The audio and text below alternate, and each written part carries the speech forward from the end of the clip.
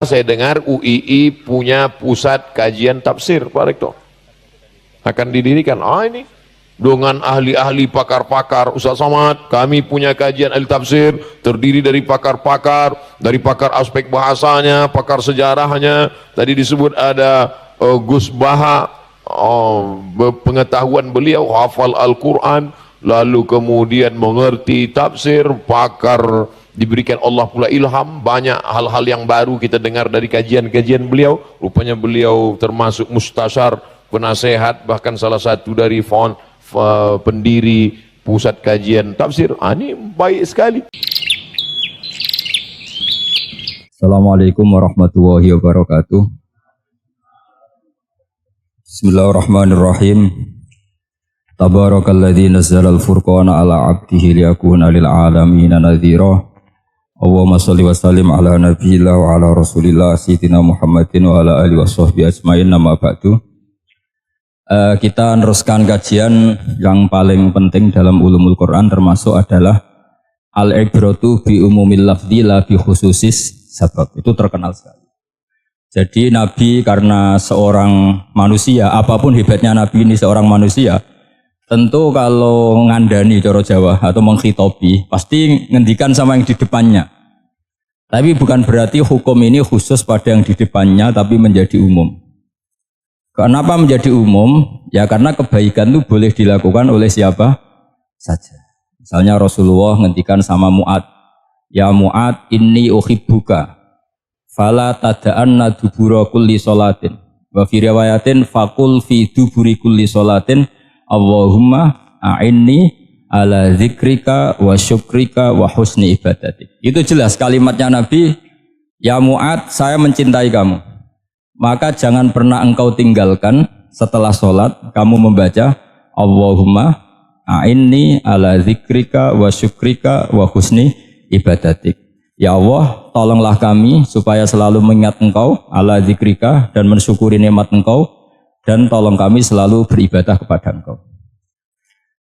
Lalu kalau melihat asbabil wurud, kalau dalam ilmu hadis biasanya disebut asbabil wurud, kalau dalam ilmu Quran disebut asbabin nuzul, tentu yang didhawuhi itu ya Mu'ad. Tapi Anda tidak boleh begini, saya tidak wiridan itu, yang disuruh Nabi kan Mu'ad, saya kan tidak Mu'ad. Itu tidak boleh seperti itu. Makanya kita tidak boleh terlalu tekstual, karena tadi resikonya Anda tidak mengikuti kaidah al-ibratu bi umumil lafzi la bi khususi sabab. Sebab itu saya tadi di kantor rektorat ya Pak Ondas ya, bilang nanti untuk kajian yang di kantor rektorat pakai kitab Syajaratul Ma'arif, karena kitab itu juga yang sekarang dalam proses penerjemahan saya dengan Pak Quraisyab di PSG, yang di sini pakai kitab Itqon. Nanti mulai bulan depan, karena saya dipaksa untuk meneruskan. Ini sudah kayak Tuhan saja maksa-maksa. Itu pakai kitab Itqon. Nanti babnya tak kasih yang mendesak untuk diketahui. Termasuk apa? Al-ibratu bi umumil lafzi la bi khususis sabab. Sehingga di Quran misalnya begini, ada cerita begini. Nabi Isa itu bilang begini, saya ini siapa? Saya ini adalah orang, kata Nabi Isa, wa ja'alani mubarakan aynama kuntu. Saya adalah orang yang di mana-mana itu memberi berkah, memberi manfaat kepada siapa saja. Itu jelas tentang Nabi Isa. Tapi oleh ulama dikasih judul yang umum, babu nafil ibad bikullil bilad. Bab bahwa seseorang harus bermanfaat hidup di mana saja, kapan saja. Meskipun itu Allah cerita tentang Nabi Isa. Tidak bisa kamu bilang itu kan Isa, saya kan tidak Isa. Tidak bisa seperti itu. Isa adalah ibaratun an ahlil khairi. Isa adalah figur orang baik. Tentu yang dilakukan baik. Tentu kebaikan boleh ditiru siapa saja. Jadi sehingga nanti pada akhirnya nama-nama yang disebut Allah di Quran itu kalau nama orang baik tentu kita boleh ikut. Paham ya? Kalau nama orang buruk tentu kita tidak boleh ikut. Ya gitu aturannya. Sehingga tadi ada al-ibratu bi umumil lafzi la bi khususi sabab. Jadi yang jadi pegangan adalah standar kalimat umum dengan pemaknaan yang ditentukan ulama. La bi khususi sabab, tidak terkait sebab itu. Misalnya yang paling masyhur tentu dalam hadis Madinah itu kira-kira kan utaranya Mekah ya Pak. Kira-kira ya. Utaranya Mekah apa selatannya? Utaranya kayaknya. Utaranya. Dulu penduduk Madinah itu kalau bikin kloset itu, pokoknya kalau qada'ul hajat itu menghadap ke utara atau selatan. Terus kata Rasulullah, kalau kamu sedang qada'il hajat, sedang buang kotoran tuh jangan menghadap Ka'bah, juga jangan membelakangi Ka'bah. Itu Nabi redaksinya unik. Walakin syarriku aw gharibu. Tetapi kamu menghadap barat atau menghadap timur. Itu semua riwayat walakin syarriku aw gharibu, tapi kamu menghadap barat atau timur. Nah, artinya apa? Kata syarriku aw gharibu adalah binisbat di ahli Madinah, karena orang Madinah posisinya di utara Mekah. Sehingga kalau menghadap utara atau selatan berarti menghadap Ka'bah atau membelakangi Ka'bah, dan itu tidak boleh dalam proses qada'il hajat. Mas buat kotoran. Terus Nabi memerintahkan menghadaplah ke barat atau ke timur. Nah, al-ibratu bi'umil lafzi la bi khususi sabab juga direvisi oleh ulama begini, kecuali sebab itu ada ilat. Maka kalau demikian yang dimenangkan ilatnya bukan tagnya. Saya ulang lagi, yang dimenangkan ilatnya bukan tagnya. Kayak tadi di hadis itu kan Nabi ngendikan apa? Tetapi menghadaplah barat atau menghadap ke timur. Tentu orang Indonesia malah kalau itu kebalikannya. Orang Indonesia kalau ke barat atau ke timur kan malah menghadap Ka'bah atau membelakangi Ka'bah. Di sini pentingnya ijtihad. Dan ijtihad ini lazim, bukan harus Imam Syafi'i atau Imam Malik. Semua orang normal pasti tahu proporsi kalimat tadi. Karena ada aturan al-hukmu yaduru ma'ilatihi wujudan wa adaman. Gitu seterusnya. Ini penting saya utarakan. Sehingga ketika Rasulullah sedekah dengan dinar dikasihkan fakir miskin atau dirham dikasihkan fakir miskin, pikirannya ulama adalah sedekah dengan mata uang yang berlaku saat itu, tidak selalu ditetapkan dinar atau dirham. Begitu juga ketika Rasulullah dulu zakat fitrah pakai susu kering atau pakai kurma atau pakai gandum, ulama semua bilang yang penting kuti ahlil balad, yang penting makanan pokok di negara itu. Dalam konteks Indonesia tentu apa? Beras. Ini penting saya utarakan karena tanpa mengkaji ulumul Quran seperti ini, dan kita insya Allah bulan depan saya langsung bawa kitab Itqon. Di situ ada beberapa contoh. Harus seperti itu. Karena kalau tidak terikat sebab, itu nanti takutnya ayat umum menjadi liar. Misalnya begini, pernah ada aliran sesat dulu. Kebetulan di Jogja itu saya lihat di TV itu. Entah salah kiainya, entah salah dosennya, entah salah siapa. Atau salah orangnya agak stres, tidak tahu. Semoga salah orangnya. Itu sholat menghadap ke 4 arah. Alasannya Allah nggak ada di mana-mana, ya sudah di barat. Rakaat kedua ke utara, rakaat ketiga ke timur, rakaat keempat ke selatan. Itu uniknya itu ngawurnya lah, bukan uniknya. Ngawurnya itu dalil fa'ina ma tuwallu fasamma wajhu. Kamu menghadap kemana saja, di sana ada ridho Allah. Sehingga semua ulama ketika bikin kaidah al-ibratu bil lafzi la bi khususi sabab selalu menyertakan kecuali khusus sabab ini ada illatul hukmi. Maka itu enggak jadi. Kayak ayat tadi, kalau kamu pakai umumnya lafaz itu kan boleh sholat menghadap mana saja. Nah, makanya Imam Syafi'i ketika ditanya, lalu ayat ini proporsinya gimana? Kata beliau, fis safar, orang yang sedang di pesawat mau sholat tentu masuknya fasamma wajibah. Jadi dalam kondisi bepergian yang kita ingin sholat, maka pakainya ayat seperti itu. Tapi kalau kondisi nomor, fawal liwajaka syatrul masjidil haram. Jadi makanya ini penting ngaji ulumul Quran. Kita tidak bisa hanya megang terjemah atau megang apa, kemudian kita fatwa atas nama Quran dan hadis. Sehingga dulu syaratnya memang ketat, harus hafal Quran, hafal hadis, menguasai usul fikih, menguasai macam-macam. Karena tanpa itu memang tidak bisa. Sampai Ibnu Abbas ngendikan, kamu jangan pernah fatwa pakai Quran. Fa inna lahu wujuhan katsirah, karena Quran punya sisi yang banyak. Walakin hajuhum bis sunnah, kalau kamu adu hujjah pakailah sunnah Rasulullah SAW, karena di situ penjelasan Quran. Misalnya tadi Rasulullah ketika kondisi normal pasti sholat menghadap Ka'bah. Jadi kalau bepergian nanti unta, kata riwayat-riwayat, ainama tawajjahat bihi rakhilatuh, kemana saja posisi unta menghadap. Ada ulama yang berpendapat itu khusus sholat sunat. Kalau sholat fardu dalam kondisi ada punya mobil harus berhenti. Ini madzhab Syafi'i. Jika misalnya saya, Pak Harsoyo, Pak On bawa kijang mobilnya sendiri, kalau sholat fardu jangan mentang-mentang pakai kendaraan terus menghadap sekenanya Kalau mau ke Banyuwangi berarti menghadap ke timur, ndak. Itu yang boleh hanya sholat sunat. Kalau sholat fardu harus berhenti. Karena Kijang ini dalam kendali Anda. Kecuali dalam surah yang kendaraannya tidak dalam kendali Anda. Misalnya kita naik pesawat. Jadi harus dibedakan.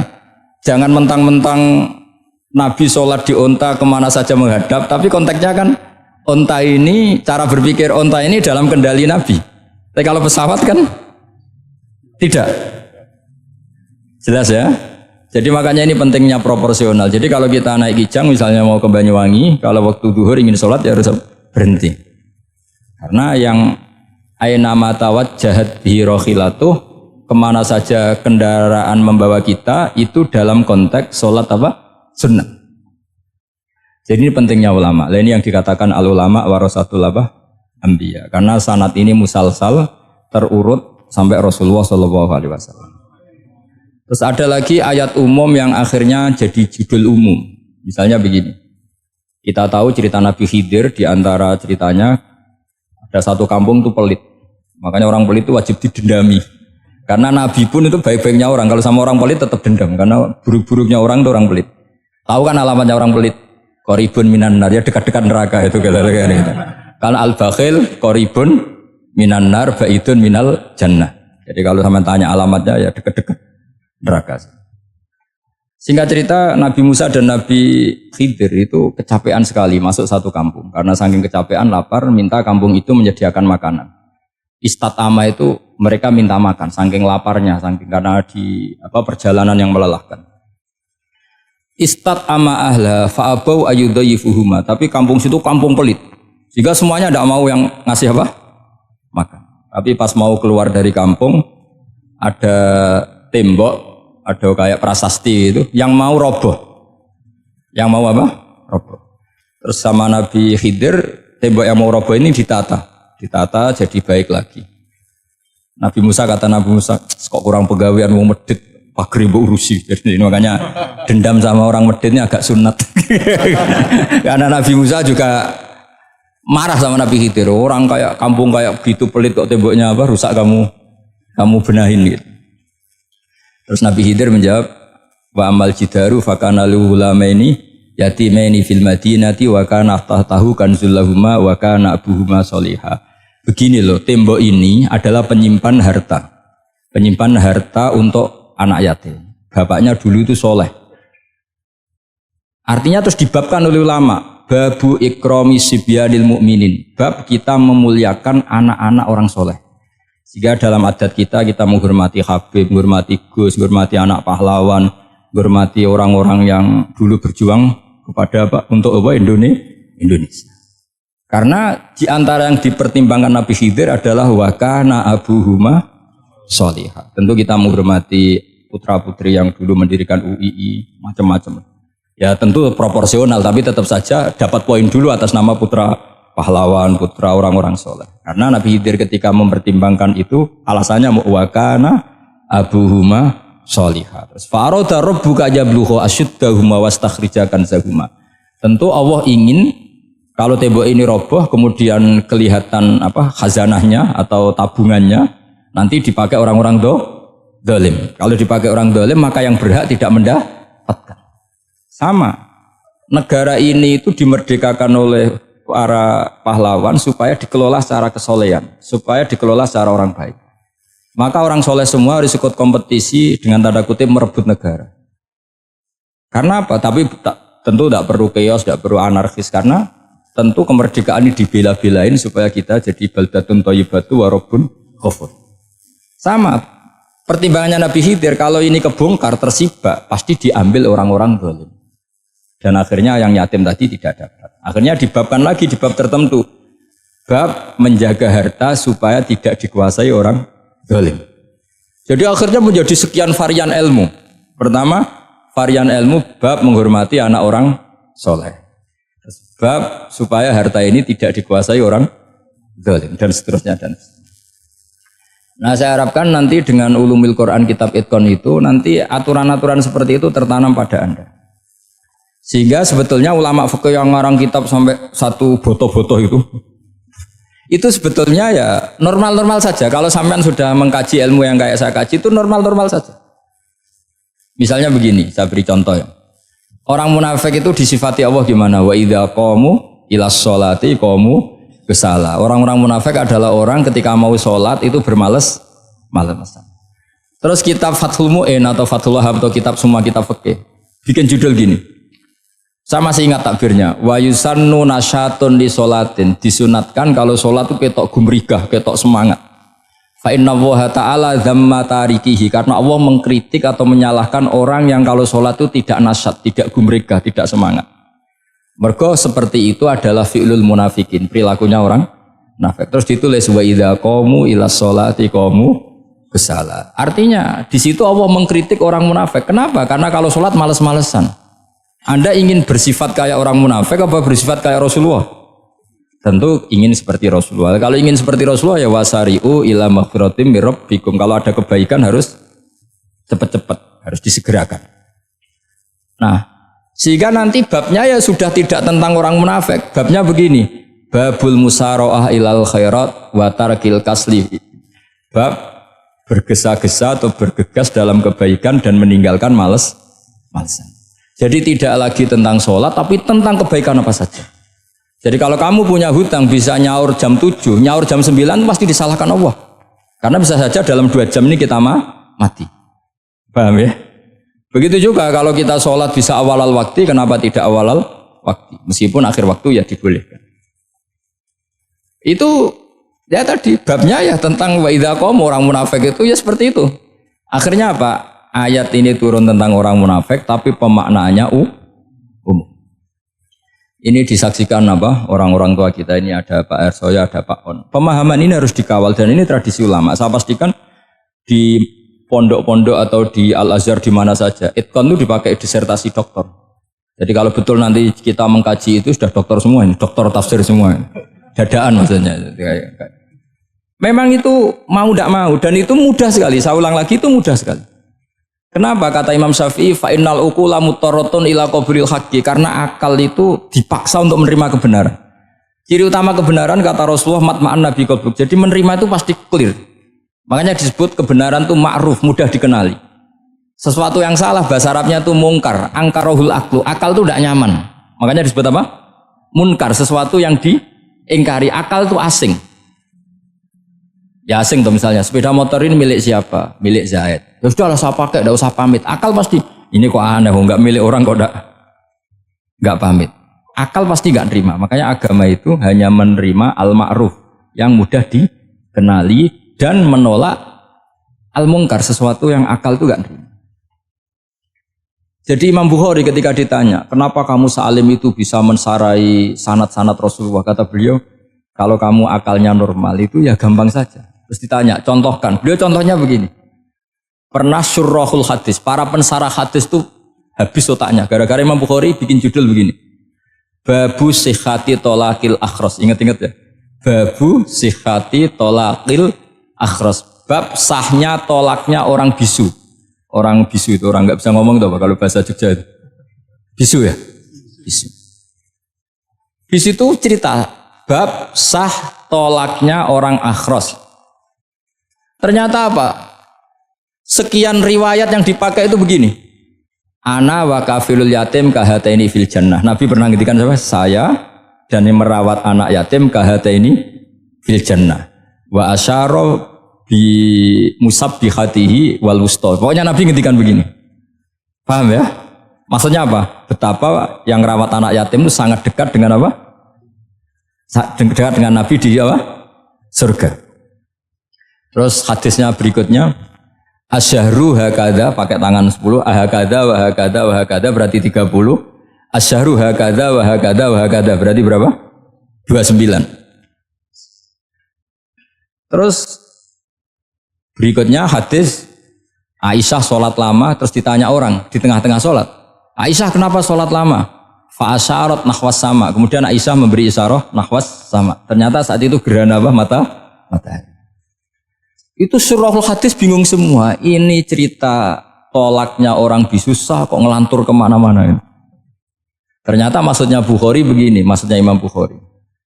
penjelasan yang namanya tolak itu kan segot, ya segot, tahu segot akad lah kalau dalam bahasa Jogja mungkin. Kalau kamu nikah kan angkah tuka wazawaztuka terus bilang apa qabil tu nikahaha wa taswiyah. Terus kalau kamu menceraikan istri kamu bilang kamu saya ceraikan. Yang dikatakan segot itu adalah ekspresi atau implementasi dari sesuatu. Misalnya kamu ingin tolak, bilang saja tolak. Kalau kamu ingin muji orang, bilang saja begini. Pasti itu maknanya muji. Kalau ingin mencemooh, bilang begini. Nah, artinya gini, kalimat itu bisa diganti isyarah. Saya ulang lagi, kalimat itu bisa diganti. Buktinya Nabi mengisyaratkan saya dekat, bilang begini. Paham ya? Aisyah bilang gerhana, hanya bilang begini. Nah, kalau begitu orang yang bisu ya punya cara menceraikannya. Dia cukup melakukan isyarat. Yang isyarat itu pasti difahami sebagai cerai. Artinya kalau orang memahami Quran hadis seperti itu, hal-hal yang mungkin nggak terlintas dalam pikiran Anda, ternyata itu jadi dalil. Artinya apa? Rasulullah yang bisa ngendikan saja kadang menjelaskan sesuatu pakai isyarah. Nah, dengan demikian terus jadi rumus al-isyarah al-mufhimah bimanzilatin nutki. Isyarah yang memahamkan sama dengan ucapan. Sehingga ini pengganti ijab qabul. Nah, itu cara-cara memahami istihad, memahami Quran dan hadis. Caranya gimana? Kita harus belajar ulumul Quran. Ya, perangkat yang dipakai seluruh dunia termasuk kitab Itqan itu. Dan kitab Syajaratul Ma'arif itu yang saya kaji dan dikaji seluruh ulama di dunia. Karena saya tidak biasa ngaji tanpa kitab yang perlu kita kaji. Saya sendiri itu bisa seperti ini ya barokahnya kitab-kitab itu. Jadi nggak terlintas tapi ya tadi Rasulullah yang bisa ngendikan saja, sering iktifa, sering alap cukup dengan apa? Isyarah. Oh kalau gitu berarti al-isyarah bimanzilatin nutki. Isyarah itu sama dengan ijab dan qabul. Apalagi ini orang akhros, orang bisu yang nggak bisa ngomong. Lalu kalau tolak kayak apa, kalau nikah kayak apa? Ya, tapi Imam Bukhari itu uniknya tadi bikin judul babu sihati tolakil akhros, kemudian cerita anak wa kafirul yatim. Nah, itu kalau orang kan nggak sambung, ini sambungnya di mana? Kok malah cerita anak yatim? Ternyata kata kuncinya kahata ini seperti ini dan orang paham sangat sangat. Makanya hati-hati dengan isyarah karena kalau itu betul mengganti lafaz, berarti Anda kalau nyun sewu melafadzkan tolak terganti isyarah, ya agak masalah. Tapi semoga enggak lah. Istri satu kok dicerai nanti nggak punya istri nanti malah repot. Tapi ini kan saya cerita ilmu saja. Ya saya cerita apa? Cerita ilmu. Jadi kalau ada orang bilang semua yang ada di dunia itu ada di Quran, itu caranya ya seperti ini. Jangan kayak orang-orang yang terlalu tekstual. Karena kalau seperti ini pasti semua ada di dunia itu ada di Quran. Karena cara pemahamannya seperti ini. Saya sering ditanya kenapa bumi ada likuifaksi macam-macam. Memang dari Quran bayangannya Quran seperti itu. Amin tuman fis sama ayyaksifa bikumul ardo fa idahiyya tamur. Memang dari awal Allah bikin bumi ini potensinya malah likuifaksi. Potensinya itu melumer. Tamur itu memang maknanya melumer. Dan ketika Allah nyifati bumi wal ardi dzatis sod, sodun maknanya pecah. Dan Allah tidak sekedar mengatakan pecah, dzatis sod, sifat dasar bumi itu mudah pecah. Jadi kalau dzati itu sifat dasar. Jadi meskipun Quran tidak meneliti spesifik kayak para ahli gempa, tapi dari awal Allah ngendikan bumi itu dzatis sod wal ardi dzatis sod. Bumi adalah berkarakter pecah. Kenapa berkarakter pecah? Karena dari awal bumi ini lempengan-lempengan. Di Qurannya dijelaskan gitu. Wa fil ardi qita'um mutajawirat. Bumi ya kelihatannya banyak, kelihatan satu. Sebetulnya dari qit'ah, dari potongan. Nah, qit'ah itu jamaknya qita'. Terus disebut mutajawirat, saling berdampingan. Kalau dalam bahasa Arab, berdampingan itu berarti sel-selnya beda. Kalau bahasa Arab bilang sesuatu yang bercampur namanya mukhalatoh, jadi satu. Kalau yang beda jenis namanya mujawarah. Nah, Al-Quran itu bilang wafil ardi qita'um mutajawirat. Bumi ini karakternya per potongan-potongannya karakternya beda-beda. Sehingga memang potensinya bumi ini hancur. Apalagi dari awal memang dipersiapkan mau dihancurin. Makanya nggak usah takut kiamat. Memang rencana Tuhan mau dihancurin gitu. Makanya sanggup takwa saja. Kalau ingin menghentikan penghancuran ini tidak bisa. Itu sudah dalam rencana Tuhan pasti dihancurin. Makanya kalau orang sufi ditanya, kenapa tidak bangun rumah? Tuhan aja mau rencana hancurin bumi, kok saya rumah tak tata nanti juga hancur. Gitu. Tapi kalau di Islam kota saya ngomong gitu kan dia wah ini orang nggak jelas ini. Gitu. Padahal yang kedonyan itu yang nggak jelas sebetulnya. Tapi ini saya cerita, jadi supaya UII ya yang didirikan ulama-ulama. Saya masih ingat ketika Profesor Zaini cerita, Pak Zaini saya ini kan kiai, saya tidak punya gelar apa kok. Jangan minta bantuan ini. Katanya Pak Zaini dulu UI ya didirikan banyak kiai dan sebagian pendirinya juga gak punya gelar katanya. Gitu. Tapi mendingan gak punya gelar manfaat daripada punya gelar gak manfaat. Malah problem. Tapi ya gak masalah. Sudah ada manfaat, gak punya gelar malah repot lagi. Sudah cara berpikir gitu saja. Sudah. Pokoknya sementing semuanya baik apa saja. Jadi nanti setelah sampean mengkaji ulumul Quran ya tadi seperti yang dikatakan Imam Syafi'i itu gampang sekali. Kenapa gampang? Karena fa'innal uqula muttarratun ila qabulil haq. Akal ini pasti dipaksa untuk menerima kebenaran. Kayak saya berkali-kali ditanya sama seorang kiai, kenapa sih Gus masalah la ilaha illallah kok sampai Nabi ngendikan wa in zana wa in saraka. Siapapun yang melafadzkan la ilaha illallah Muhammadur Rasulullah itu suatu saat pasti masuk surga. Meskipun dia pernah zina, pernah maling. Itu jelas teks hadis di Bukhari, di Muslim, wa in zana wa in saraka, meskipun zina. Dan ini bukan berarti Nabi melegalkan perzinahan, enggak, ma'adzallah, enggak akan terjadi Nabi melegalkan perzinahan. Tapi Nabi ingin ngendikan begini, absolutisme kebenaran itu tidak terganggu oleh kesolehan dan kefasikan, karena kebenaran absolut siapapun akan ngomong seperti itu. Saya berkali-kali nyontohkan, Rektor Al-Azhar akan bilang 1 tambah 1 2, lonte ya bilang 2, koruptor ya bilang 2, KPK ya bilang 201 ya bilang 202 ya bilang 2, karena absolutisme kebenaran. Dan Nabi itu ingin mengatakan bahwa Allah Tuhan ini kebenaran sejati, sehingga siapapun yang melafadzkan sah. Jika orang yang kafir 70 tahun sekali melafadzkan syahadat sah, tidak usah begini, Pak kafir soleh dulu ya beberapa tahun gitu baru Anda sah melafadzkan kalimat la ilaha. Tidak ada seperti itu. Semua ulama ijma, orang kafir 70 tahun melafadzkan la ilaha illallah sekali langsung menjadi muslim. Kenapa sah? Kebenaran absolut tidak bersyarat kesolehan maupun kefasikan. Ya kata tadi orang bilang 1 tambah 1 harus profesor apa anak TK boleh. Jangan mentang-mentang profesor, doktor, rektor, UGM atau UI. Tadi anak kecil bilang berapa? 1 tambah 1 2. Sudah aku tak bilang 4. Tidak bisa. Kebenaran absolut itu orang akan sepakat. Nah, Quran itu termasuk kebenarannya absolut. Maka harusnya siapapun bisa memahami Quran. Termasuk orang yang sebelum Islam. Sekarang saya tanya ke sampean, ketika Umar masuk Islam karena dengar Quran itu dulu dengarnya apa dulu Islamnya? Dulu dengarnya dan dia paham. Wa ma huwa min kalamil basar, ini tidak mungkin omongan manusia seindah ini. Karena mudah difahami Quran. Nah sekarang enggak, karena ada sistem akademik itu terus orang macam-macam urutannya itu. Jadi repot sekarang. Kalau kata tafsir At-Tabari lebih ekstrim lagi. Itla yuqalu masalan ifham bima la aqlalak. Jadi orang-orang kafir ini kan, orang-orang kafir Mekah ini kan Rasulullah jadi nabi ini kan semua orang masih kafir. Enggak ada mahasiswa UI, enggak ada orang NU, enggak ada orang Muhammadiyah. Semuanya orang kafir, semuanya masih kafir. Terus Nabi membawa Quran, maka khitab pertama itu bukan ya ayuhan nahdiyun, ya ayuhal muhammadiyun. Khitab pertama kul ya ayuhal kafirun, karena pendengarnya semuanya kafir. Dan itu mereka paham. Tapi nanti soal hidayat nomor 2, tapi mereka itu yang jelas paham. Sehingga banyak orang kafir yang menjadi muslim karena mendengar Al-Quran. Jadi ini penting diketahui karena kebenaran itu milik siapa saja dan akan mudah difahami. Kayak tadi, kalau 1 tambah 1 2 itu rektor ya bilang 2, anak TK ya bilang 2, musuh kamu ya bilang 2, kamu atas nama sentimen dengan musuh pun tetap bilang.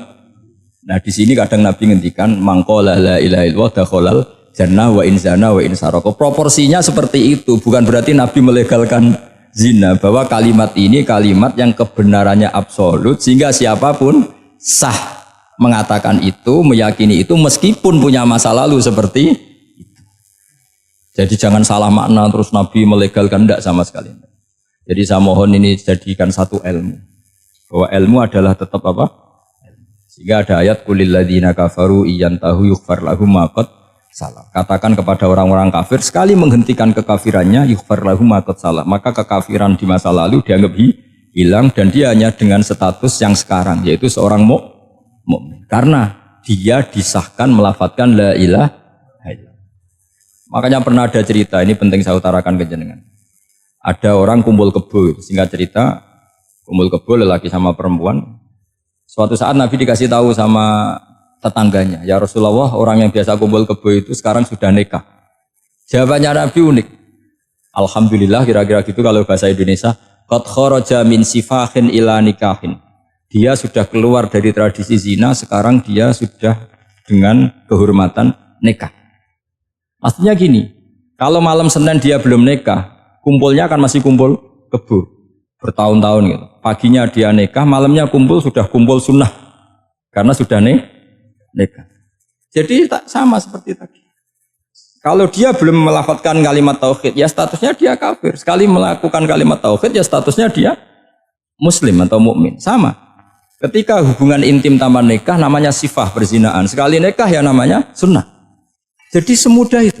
Dan Nabi tidak tanya macam-macam. Mau ngendikan qad kharaja min sifahin ila nikahin. Sudah keluar dari tradisi sifah menuju nikah. Pertanyaannya gini, kenapa enggak disyaratkan ini itu untuk nikahnya? Misalnya macam-macam. Ya sebetulnya syarat itu pasti ada, cuma begini loh. Orang yang ingin menghentikan keburukannya harus kamu katakan sah sekarang juga. Karena kita mengesahkan penghentian keburukan. Jangan lalu orang yang mau tobat malah dipersulit. Jadi misalnya la ilaha illallah, kamu belajar makhraj dulu, bilangnya la bener. Belajar bahasa Arab dulu. Ya kacau. Apalagi saya persiapkan seremonialnya dulu, nanti di masjid di syuting supaya satu Indonesia tahu yang Islamkan saya itu kayaknya yang engkek itu malah repot lagi. Ini penting saya utarakan supaya clear ya. Jadi saya ulang lagi, al-ibratu bi umumil lafzi la bi khusus sabab. Allah ya enggak apa-apa cerita Nabi Musa, cerita Nabi Isa, cerita misalnya begini, bolehkah orang soleh itu jadi raja? Jawabannya harus bilang boleh. Karena Allah pernah menfigurkan tokoh soleh yang bernama Sulaiman dan Daud. Dan beliau adalah raja. Ketika Imam Syafi'i ditanya, bolehkah orang Islam tidak kawin? Ya asal dia ada zina ya boleh. Karena Allah menyebut hamba yang soleh dan sebagian mereka tidak nikah. Yaitu Nabi Yahya dan Nabi Isa. Yaitu wasayyida wa hasura wa nabiyya minas sholihin. Jadi cara berpikir Imam Syafi'i gampang. Bagaimana hukumnya orang Islam yang enggak nikah padahal dia tapi asal enggak zina loh ya. Ya jawabannya ya boleh karena Allah mensifati Nabi Yahya dan Isa dengan status hasur tidak apa? Nikah. Bolehkah seorang soleh jadi raja? Ya boleh. Daud dan Sulaiman itu seorang soleh dan jadi raja. Bolehkah orang soleh itu fakir? Wah sudah banyak, enggak usah dibolehkan sudah banyak. Gitu. Jadi gampang sekali Quran di depan ahlinya itu. Jadi kalau Imam Syafi'i ditanya, fa inna wa ta'ala dzakara abdan sholihan wa qala wa sayyida wa hasura wa nabiyyam minas sholihin. Ternyata ini orang yang ditanya, apakah boleh orang soleh itu jadi politikus, jadi pejabat? Ya boleh saja. Faqad ataina ala Ibrahim alkitab wal hikmata wa atainahum mulkan azim. Jadi ini yang boleh bukan sekedar Ibrahim. Padahal di ayat itu tentang ala Ibrahim. Cara berpikir ya tadi, ternyata kesalehan tidak mengganggu jabatan. Ya tentu ya maksudnya untuk kesalehan juga. Jika agama ini gampang. Makanya kalau ada yang tanya bagaimana perempuan punya aktivitas, ya jawabannya asal kebenaran ya boleh. Allah cerita Bilqis dan itu raja perempuan. Di hadis banyak kecakapan Aisyah memimpin, macam-macam. Jadi gampang saja. Nah kenapa sekarang banyak orang berdebat tentang Quran dan nyuwun sewu sampai pada level gontok-gontokan ekstrim? Karena mereka nggak mau belajar ulumul Quran. Kegiatannya debat tukaran. Yang bingung kita, yang waras ngalah lagi kira-kira gitu. Ini nggak pernah ngaji Quran, gegernya. Ya kacau. Ada ulumul Quran, itu yang namanya kitab Al-Itqan. Dan itu dibukukan oleh ulama. Dan gampang sekali.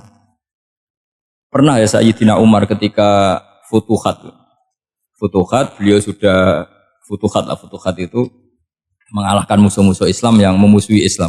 Perlu dicatat, musuh-musuh Islam yang memusuhi Islam. Karena kalau yang tidak memusuhi Islam nggak boleh dimusuhi juga. Ya. Singkat cerita ditanya, kenapa kita tidak tasakuran besar-besaran? Kita kan sudah menang. Padahal disambut sedemikian rupa. Jawabnya Umar apa? Inna wa ta'ala qad ayyara qauman faqala adhabtum thayyibatikum fi hayatikumud dunya wastamta'tum biha.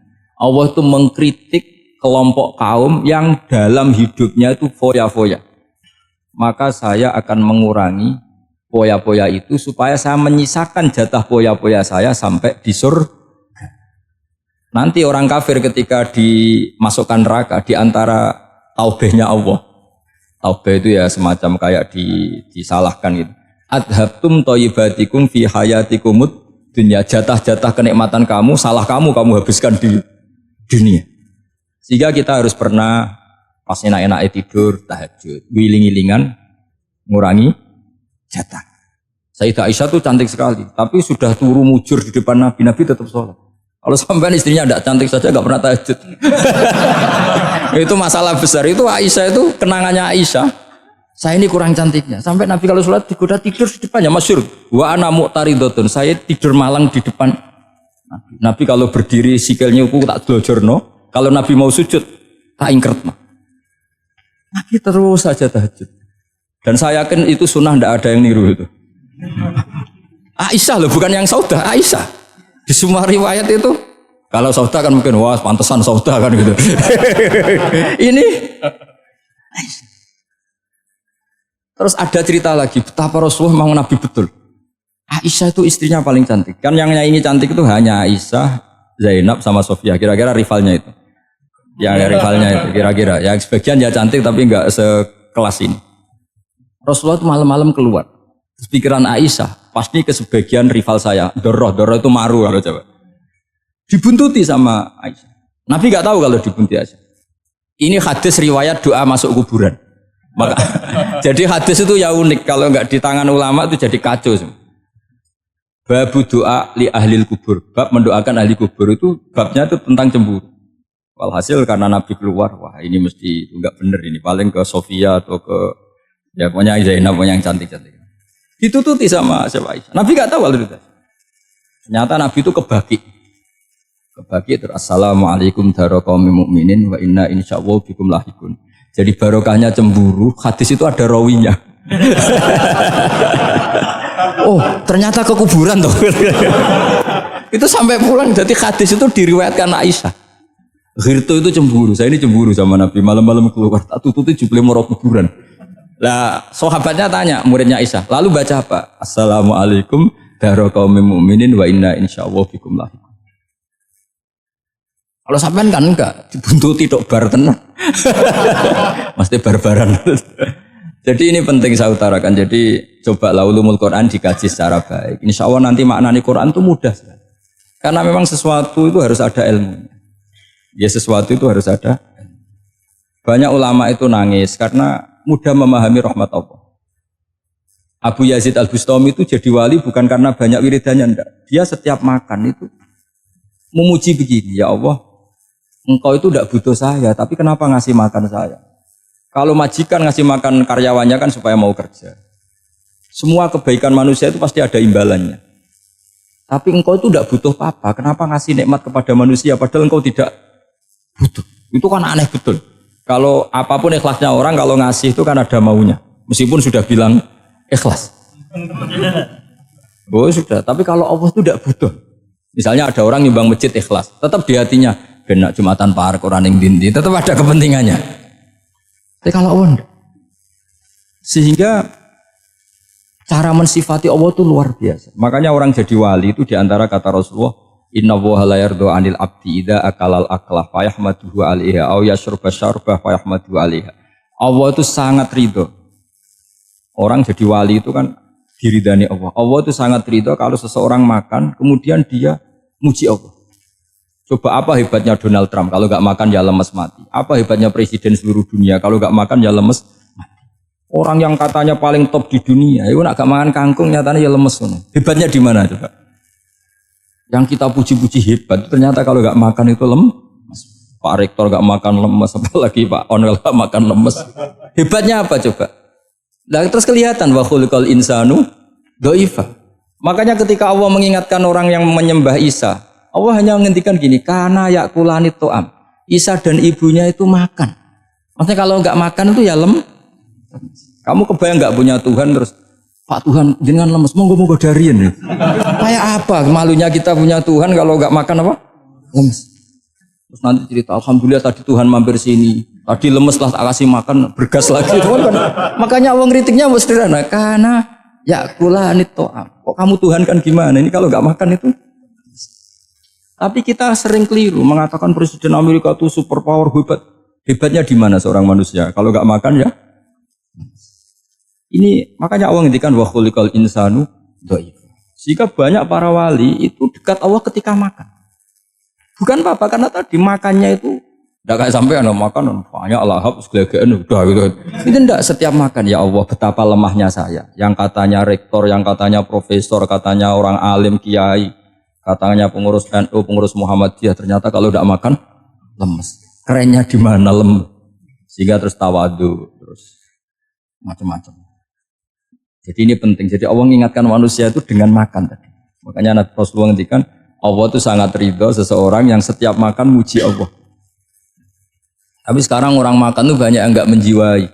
Karena ada aturannya sebetulnya ngunyahnya sampai sekian kali.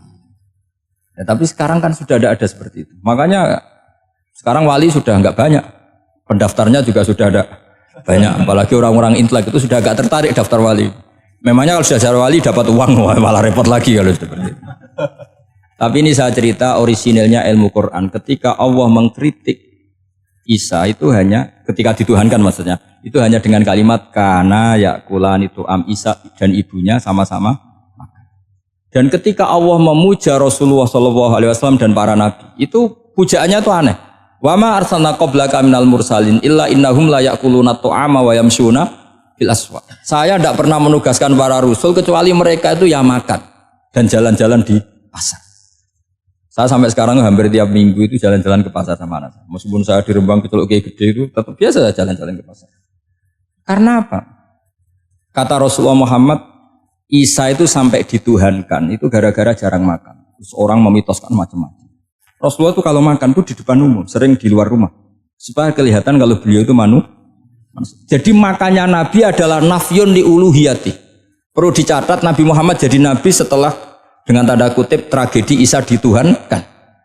Karena Rasulullah jadi Nabi setelah tragedi Isa dituhankan, maka sisi manusianya itu diperlihatkan. Sampai kalau makan tuh di depan umum. Tapi enggak marung di KFC, enggak ada riwayatnya itu. Di depan umum. Nah, karena kepentingannya itu sehingga makannya Nabi ini ibadah yang luar biasa karena menunjukkan sisi kemanusiaan yang akan aman tidak akan dituhankan. Paham ya? Sama seperti kita misalnya kiai atau pejabat makan saja gak apa-apa. Tunjukkan kalau kita manusia, kalau gak makan lemes. Dan kalau itu terus dalam hati kita, insya Allah kita orang yang mengimani wa khuliqal insanu dhaifa. Betapa manusia itu lemah. Nah tapi kita sekarang enggak. Kalau kita jadi rektor enggak bisa mengendalikan satu kampus, jadi kiai bisa mengendalikan umat. Pikirannya itu kayak Fir'aun. Dan di antara kesalahan Fir'aun adalah faqala ana rabbukumul a'la, bahwa saya bisa mengendalikan kalian semua. Maka dalam ilmu tasawuf yang pertama harus dihilangkan adalah sifat anania. Bahwa karena saya. Tapi kalau orang mau jadi wali atau orang dekat Allah, kenapa saya sering menyebut kata wali? Sebenarnya khazanah wali itu ada di Quran. Ala inna awliya Allahi la khaufun alaihim walahum yahzanun. Cuma orang kota senangnya bakas intelektual. Wong desa senangnya bakas wali. Akhirnya banyak orang yang enggak wali modus pura-pura wali terus nipu orang. Jadi sama-sama ada korban. Yang intelektual juga sama. Seakan-akan lebih intelek dibanding wali ini. Makanya saya supaya bahasa intelektual ya ada di Quran, maksudnya terjemahannya ada, bahasa wali juga apa? Dan kadang orang jadi wali itu melakukan hal-hal yang kecil. Itu merasa doif saat apa? Makan. Merasa doif saat makan. Karena tadi paling mudah menafikan ketuhanan seseorang adalah nyatanya kalau nggak makan lemes. Paling mudah mendoifkan manusia yang katanya presiden superpower pun kalau nggak makan. Apa artinya kehebatan manusia yang sehatnya bergantung nasi satu mangkok? Kerennya di mana coba? Presiden kondang bisa pengaruh seluruh dunia, jajalnya gak mangan sedino, lemes. Berarti Hadar rojul, lelaki ini bergantung satu mangkok nasi. Hebatnya di mana coba? Makanya ada seorang raja angkuh datang ke seorang ulama. Saya raja bisa mengendalikan dunia. Kata ulama, tanya gini.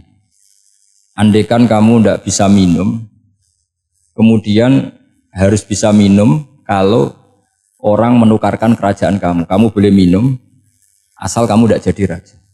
Apa kamu kasihkan kerajaan kamu ketika kamu harus minum dengan cara seperti itu? Misalnya di tengah belantara, kalau di Arab kan sering ada apa? Sahara itu ada padang pasir. Terus kata raja itu, ya saya milih minum. Kalau saya tidak minum mati, mendingan tidak punya kerajaan. La tafroh bimulkin la yusawi apa? Kak samain. Kamu jangan bangga dengan kerajaan yang nilainya tidak ada dengan segelas. Baru dia sadar ternyata. Jadi kamu jangan bangga dengan satu kerajaan yang bukan akan kamu tukarkan dengan segelas. Artinya pertanyaannya gini. Kerajaan yang kamu bisa mimpin ini ditopang air apa ditopang keangkuhan Anda? Sebenarnya hanya ditopang air.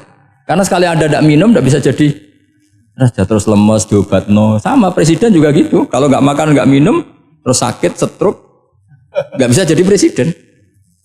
Artinya ternyata betapa manusia ini bergantung dengan sesuatu yang remeh, yaitu makan, minum, makan, minum. Nah di sini ini, kenapa Quran menyebut para nabi itu apa? Illa innahum la ya'kuluna ta'ama wa yamsuna bil aswaq. Kalau kamu tidak memahami seperti ini kan terus kayak Quran kok ngomong hanya gini kok, kayaknya kelasnya kok nggak intelek gitu. Cara pandang nggak seperti itu, paham ya? Jadi supaya lebih apa memahami Quran dan kamu akan lebih tasdik kepada Quran sebagai kalamullah yang pegangan kita apa semua. Saya kira demikian. Assalamualaikum warahmatullahi wabarakatuh.